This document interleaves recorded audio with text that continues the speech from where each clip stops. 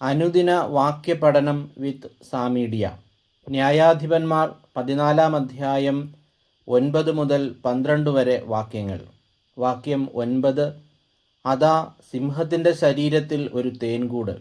അവൻ അത് അടർത്തിയെടുത്ത് ഭക്ഷിച്ചുകൊണ്ട് മാതാപിതാക്കളുടെ അടുത്തെത്തി. അവർക്കും കൊടുത്തു. അവരും ഭക്ഷിച്ചു.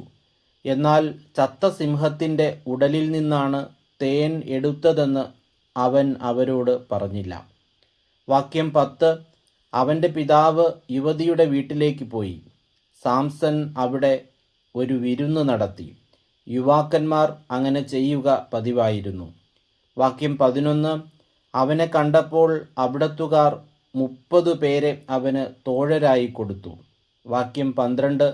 സാംസൺ അവരോട് പറഞ്ഞു, ഞാൻ നിങ്ങളോട് ഒരു കടങ്കഥ പറയാം. വിരുന്നിൻ്റെ 7 ദിവസത്തിനകം ഉത്തരം പറഞ്ഞാൽ ഓരോ ചണവസ്ത്രവും വിശേഷ വസ്ത്രവും തരാം.